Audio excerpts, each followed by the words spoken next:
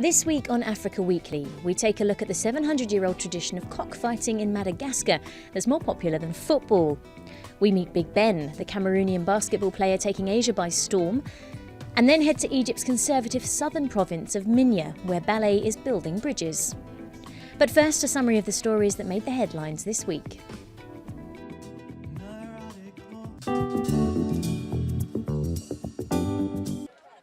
Over 7.5 million people in South Sudan are at the epicentre of a man-made famine and in dire need of humanitarian assistance, according to the International Organization for Migration. As hundreds of South Sudanese fleeing famine and civil war enter Sudan each day, aid workers warn of a lack of vital relief supplies, especially for malnourished children. We are deploying rapid response mechanisms to these locations to provide food and nutrition assistance to about 100,000 people that are living in a famine, that are under famine conditions. Sudan already hosts nearly 330,000 South Sudanese who have fled the civil war that erupted in December 2013. A massive fire destroyed large parts of Mogadishu's main market, leaving 3 people dead and wounding others. Some said the blaze was caused by a stove, while other sources indicated that there had been an electrical fault.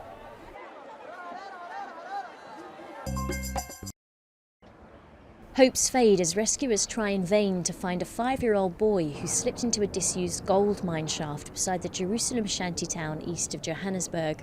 Rescuers shunned offers of help from illegal miners, or Zama-Zamas as they're known, who say they intimately know the underground tunnels. Gabon concluded preparatory talks laying the ground for political dialogue between the ruling party of President Ali Bongo Ondimba and part of the opposition. President Ali Bongo had called for dialogue following contested elections last year, but his main rival, Jean Ping, has refused to talk. Gabon's Prime Minister says the government expects talks to begin within a week.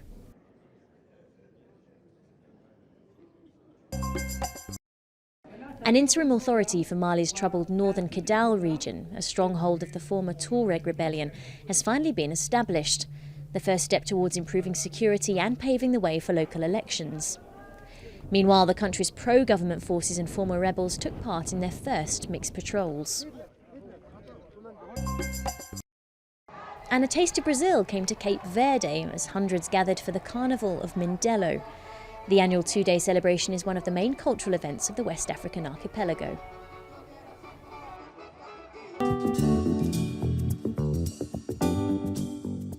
Tomatoes, bananas, nothing is too good for Piero, one of Louvre's best birds. This Madagascan student has several breeding farms inherited from his family, and every day he takes care of his avian gladiators.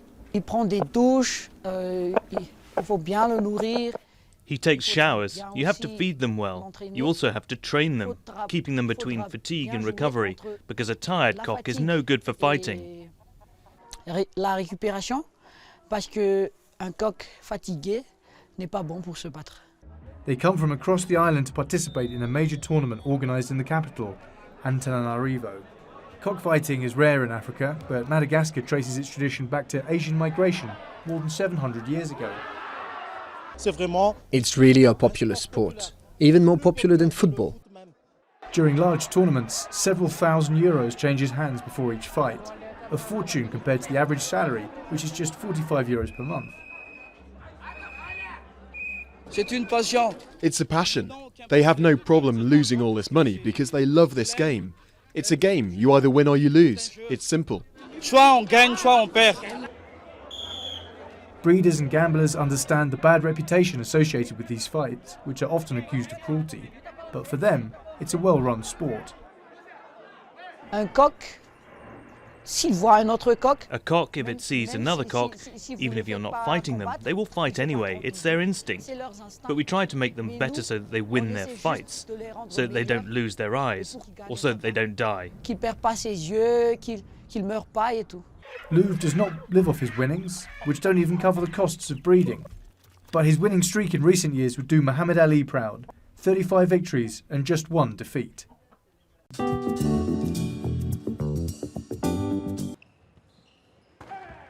An intimidating and exhilarating sensation in the basketball-mad Philippines. Cameroon's Benoit Mbala is chasing his sporting dreams. Visa issues curtailed his hopes of a college basketball in the United States. So he headed to the sport's oldest and most enthusiastic Asian outpost.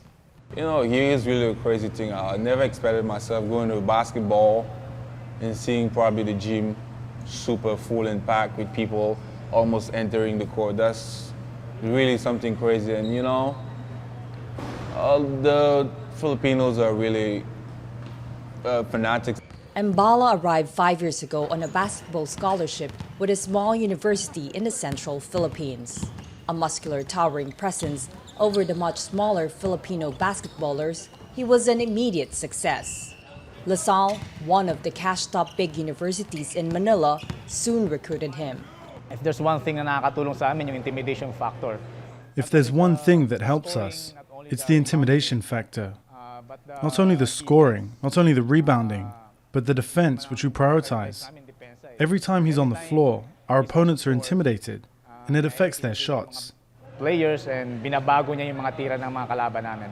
Big Benden scooped top MVP honors as he led LaSalle to the national championships last year and is among a fast-growing number of Africans playing in the archipelago.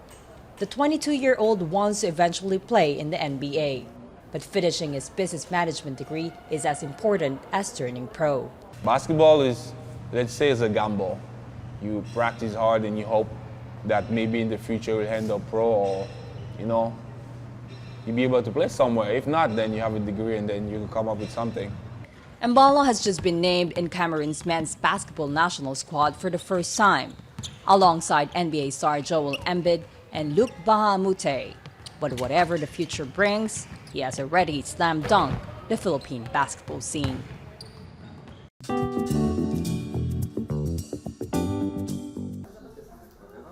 An unusual scene in Egypt's conservative southern province of Minya. This center provides the only ballet classes in the region. Some students, like 4-year-old Elena, travel up to an hour to come here. We wanted Ellie to take ballet classes because she has potential. We noticed it in the way she moved when she heard music on TV at home, so we jumped at the opportunity when we heard that the Upper Egypt region was introducing such a thing. Today, around 160 students aged 4 to 26 flock to lessons at the Al-Wanad Center, including boys. But reactions were mixed when ballet lessons started at the center in 2014. At first, everyone was against these ballet classes, but little by little we talked about it with some people, and now they see Elena, they have internet, so they can get an idea of what goes on inside the center. And now, they've changed their minds.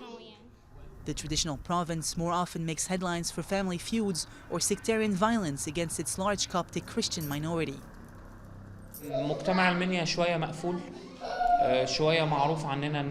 Society is a bit insular in Minya. They say there's some extremism here, so we encourage children to be more open to life and to all kinds of art, which help form a person's character. That makes the person love life more and be open to new horizons. The center also offers Zumba and music classes and theater and cinema workshops. They've even rallied professional dancer with the Cairo Opera Ballet Company, Mamdouh Hassan, to their cause. He travels the 240 kilometers from Cairo every weekend to teach the next generation.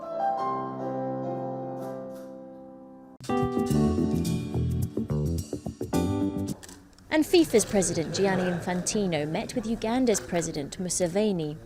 During the visit, Infantino said he had made Africa a big priority since coming into office and promised that investment would continue.